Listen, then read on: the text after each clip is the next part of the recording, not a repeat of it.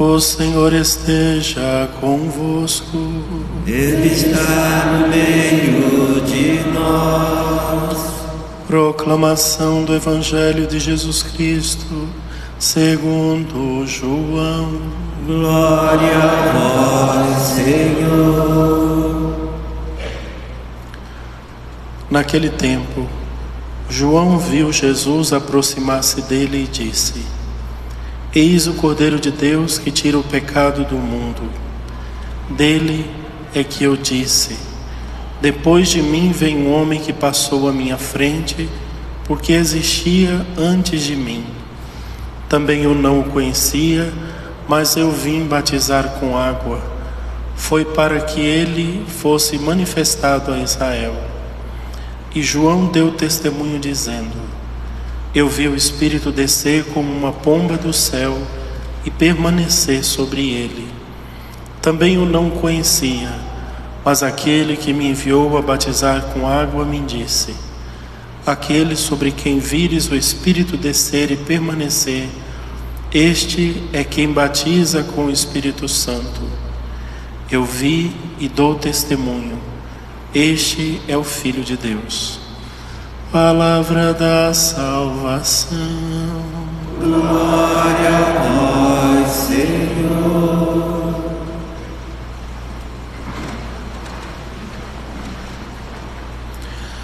Caríssimos irmãos e irmãs, nós celebramos o segundo domingo do tempo comum. O tempo comum é chamado o tempo escolar, como se nós voltássemos para a escola.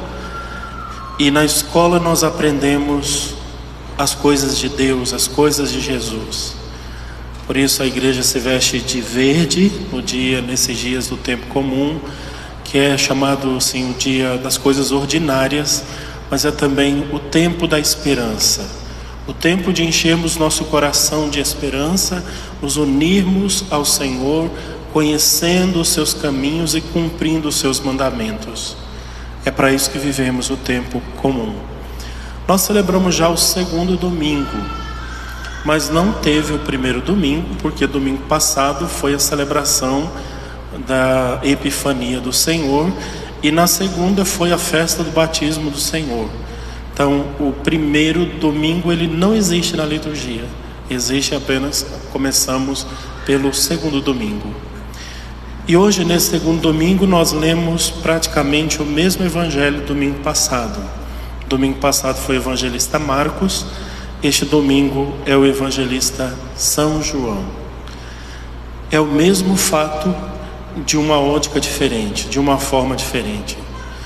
Como que João vê Jesus? Qual é a visão que ele tem de Jesus o Mestre? Vejam o evangelho de hoje. João Batista viu Jesus aproximar-se dele e disse: eis o Cordeiro de Deus. Que cordeiro? A palavra cordeiro aqui no original está escrito em aramaico. Cordeiro se diz Thalia, né? Quando você coloca o nome da sua filha de Thalia, de Tabita, são todas, quer dizer cordeiro. Em latim, Agnes, que quer dizer cordeiro também. Agnes, Inês, tudo cordeiro. Só que no aramaico, Thalia quer dizer cordeiro, mas também quer dizer servo. Não é apenas o cordeiro do sacrifício, é o servo amado de Deus, é o servo sonhado de Deus. Qual servo? O servo que o profeta Isaías disse na primeira leitura. Hoje nós vimos a belíssima leitura do capítulo 49, que é chamado também assim de o hino da esperança. Deus enchendo o coração do povo de Israel, devolvendo a eles a esperança de um dia eles voltarem para a terra. Já estavam ali na terra da Babilônia como escravos durante 70 anos. O povo já desesperado, não tinha mais noção se voltaria para casa ou não. E o Senhor enche o coração do povo de esperança, dizendo: Tu és o meu servo, em quem serei glorificado. E agora diz-me o Senhor: Ele que me preparou desde o nascimento para ser o seu servo, que Ele recupere Jacó para Ele e faça Israel unir-se a Ele. Ou seja, é o servo escolhido de Deus que vai recuperar Israel e trazer a esperança de volta ao povo. É o servo Jesus que vai recuperar a nossa vida, a nossa alma e nos trazer de volta para o Pai, nos trazer de volta para Deus. É Ele que vai fazer isso. E é por isso que São João Batista diz: eis o Cordeiro de Deus que tira o pecado do mundo. O mesmo Cordeiro que Abraão, no seu tempo, quando ia fazer o ritual de purificação do povo, ele não era sacerdote, ele trazia um cordeirinho, rezava sobre a cabeça do cordeirinho, transferindo o pecado do povo para o cordeiro. Depois pegava este cordeiro, ia até o deserto da Judéia, no meio do nada, não tinha água, nem comida, nem nada, soltava o cordeirinho no meio do deserto e deixava ele morrer, com o sol, com a fome, com a sede, e o cordeirinho morria no deserto por causa do pecado do povo. É o mesmo cordeiro que Deus disse ao povo de Israel na noite da Páscoa, para relembrar a passagem do anjo pelo Egito: matem um cordeirinho, sirva a família toda, façam uma festa, seja um cordeiro do tamanho que a família inteira possa comer. Se não puder comer, chama os vizinhos e comam juntos. Peguem o sangue deste cordeiro e unta o batente das portas, porque quando o anjo exterminador passar pelo Egito, as casas que estiverem marcadas com o sangue do cordeiro serão poupadas. Os corações que estiverem marcados com o sangue do cordeiro serão poupados do anjo exterminador. É esse cordeiro também.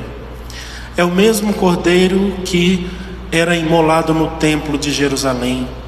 Na época da festa da Páscoa, quando chegava o grande dia da Páscoa dos judeus, as nações ou os judeus de todas as partes de Israel e além fronteiras vinham para o templo de Jerusalém trazendo animais. Na época da Páscoa chegava a ser sacrificado mais de 25.000 touros, sem falar os cordeiros e os outros animais como as pombas e rolinhas. A Páscoa judaica, na verdade, o dia da expiação, era uma carnificina, uma coisa pavorosa. E interessante que São João diz que no mesmo momento em que os cordeiros eram sacrificados no templo de Jerusalém, Jesus o cordeiro era sacrificado na cruz às 3 horas da tarde, antes do sol se pôr, por causa da Páscoa judaica. Ele é o cordeiro.